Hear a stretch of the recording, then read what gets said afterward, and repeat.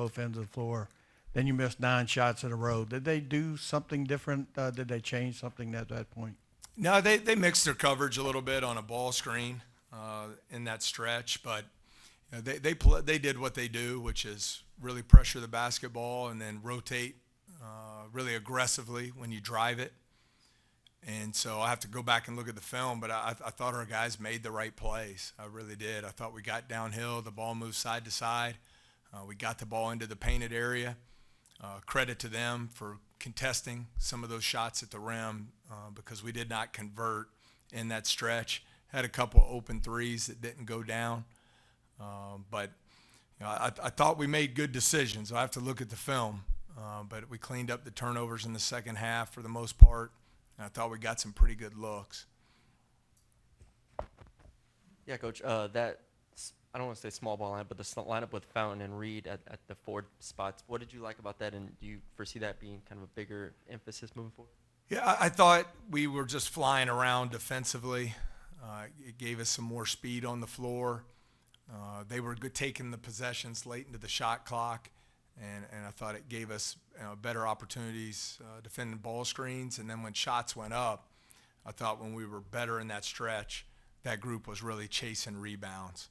And, that's got to be the deal for us. I think we were even on the glass until about the 3-minute mark of the first half.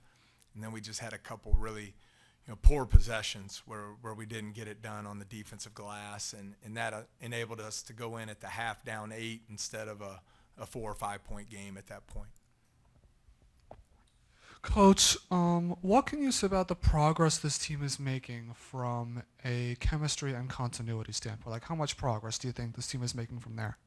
I think I would just go back to consistency of it. I think you see it in certain stretches of the game. Now we got to sustain that for longer periods. Obviously not the result that we wanted today. I did think we had a good week of practice. I thought guys really understood the urgency with which we need to play.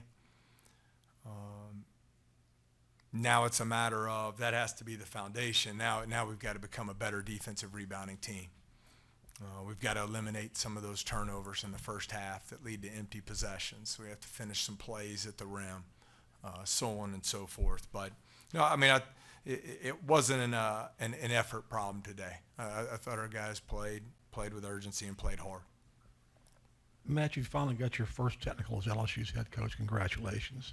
What was your complaint? I mean, it kind of fell on deaf ears. I mean, because obviously you felt very strongly about something. No complaint. I just thought there were some tough travel calls there, one way or the other. It is what it is.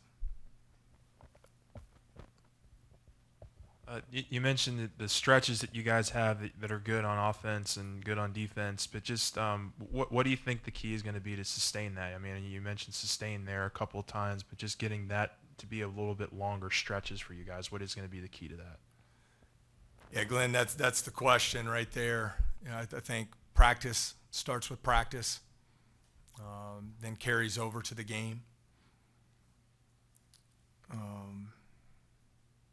You see it. You see it. There was some just awesome stretches there from an energy and effort. I thought Derek Fountain, when we went to that smaller lineup, he had multiple steals, did a great job trapping a ball screen and getting us out in transition, which led to some easier baskets for us. So I think just got to stay the course and work at it. It's got to be a mindset to keep getting better and figure out how to sustain it in longer stretches.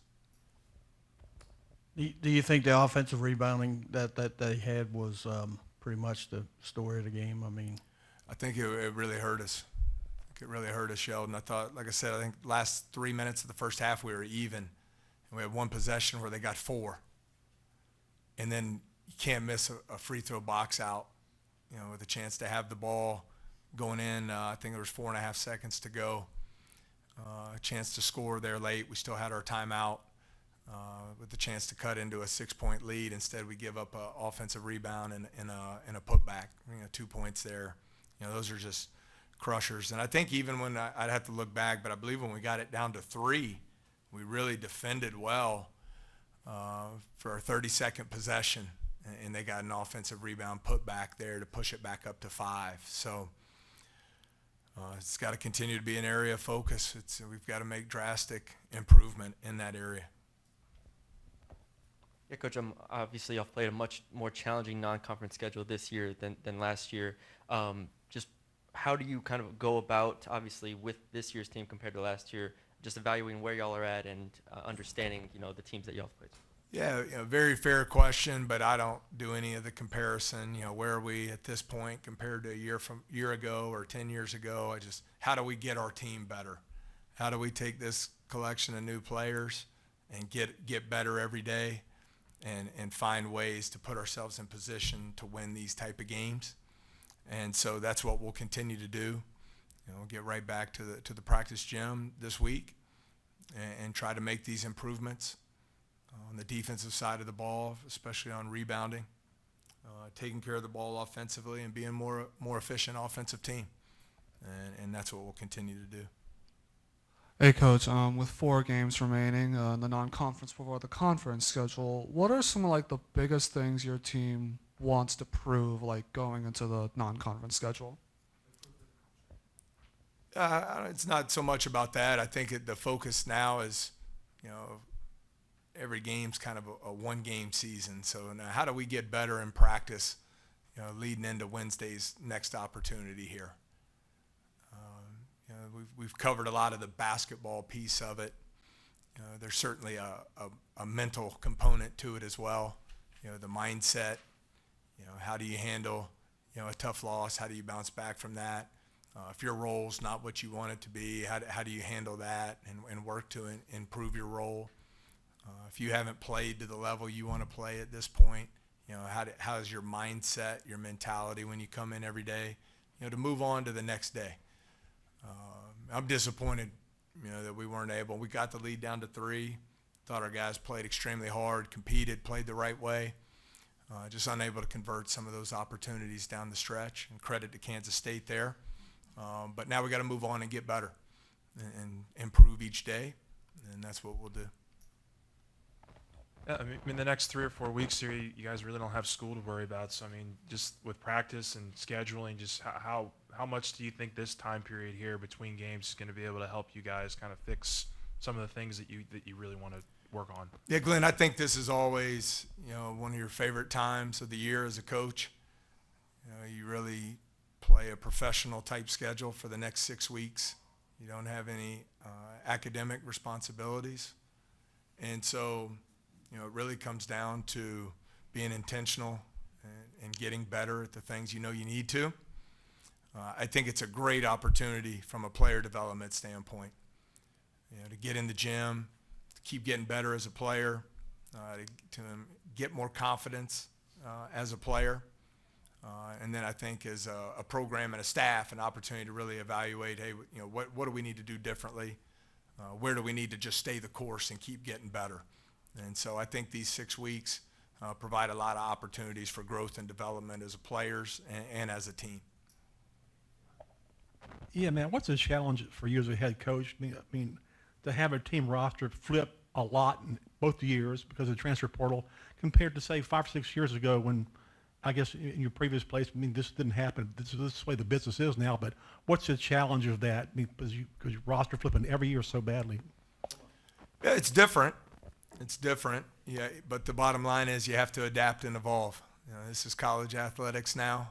This is the way it's going to be moving forward. You're going to see a lot of player movement. And so I think finding ways to fast track team chemistry, camaraderie, togetherness, I still think those things carry great value. And so we got to continue to find a way to do it at a higher level and build a team. Love our players, love the character of our group, and now we got to take advantage of these next 6 weeks, every single day, but these 6 weeks where we've got a lot of extra time to not only get better on the court, but strengthen and build the relationships in the locker room, so we give ourselves the best opportunity as the season goes along. Coach Jerome Tang, the reigning national coach of the year. It's like the whole country loves him. Did you like say anything to him like before or after the game? Like have any conversations like how much respect you have for him or something like that? I told him congratulations. I think he's done a terrific job, and his team is tough. They find ways to win. You've seen they've been in a lot of close games, and they find ways to win. Outstanding coach. Thanks, Coach. All right, thank you.